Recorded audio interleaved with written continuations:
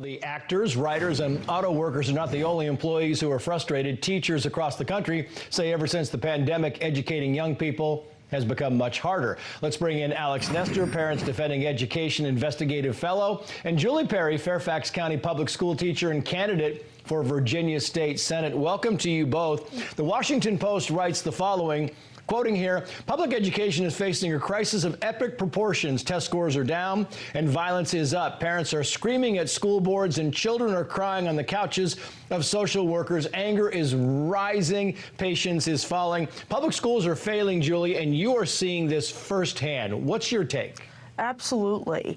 What we're seeing is ever since the COVID shutdowns, there has been a big learning loss problem. Kids are behind in their reading, their writing, their arithmetic. SOL scores are way down. Before the pre-pandemic days, kids used to have higher passing scores on their SOL.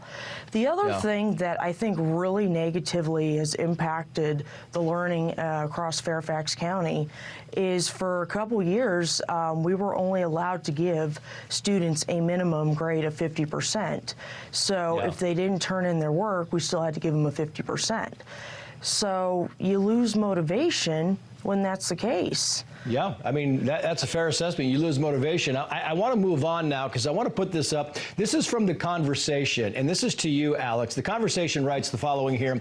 Moms for Liberty, joyful warriors or anti-government conspiracists. The two-year-old group could have a serious impact on the presidential race. Of course, the headline is a slam on Moms for Liberty and these parents that are kind of fighting for their kids, right? What conspiracies are they talking about here? I mean, it's just, you can see that the Moms for Liberty and a lot of these parents groups have riled up the left. The issues that parents are concerned about are the ones that Julie just mentioned. Test scores are down. Parents are being excluded from everything that's going on in their kids' classrooms. Fairfax County is a great example of this. The district is pushing equity initiatives at every step at the expense of, getting students back on track. That's what parents are concerned about. Yeah, and it's a fair concern because that's exactly what they're concerned about. The Daily Mail writes the following here. I'm going to get both your take on this. Headline, Missouri high school faces criticism after crowning second transgender homecoming queen. Tristan Young, a 17-year-old senior at Oak Park High School in Kansas City, joined the ranks of the school's homecoming royalty. Young, a transgender girl, follows in the footsteps of Landon Patterson, a former student who is also trans and held the title 8 years ago. Julie, Riley Gaines wonders if a female will become homecoming king. Your thoughts on this? Transgender students, obviously, all students need love more than anything in the world. And I'm a teacher that loves every one of my students. And however, there needs to be fairness.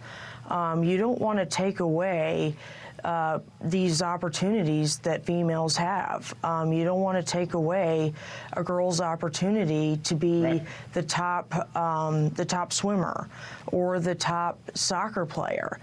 And naturally, males are stronger than females. That's just the science. Right, and that's not the homecoming thing here, but yeah, it's kind of in the same vein here. Your final thoughts on this, Alex?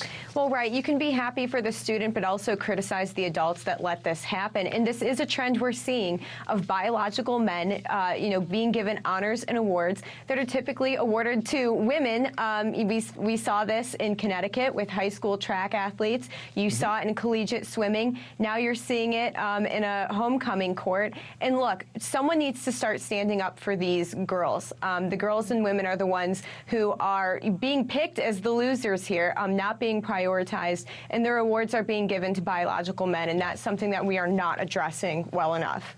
Alex Nestor, Julie Perry, thank you both.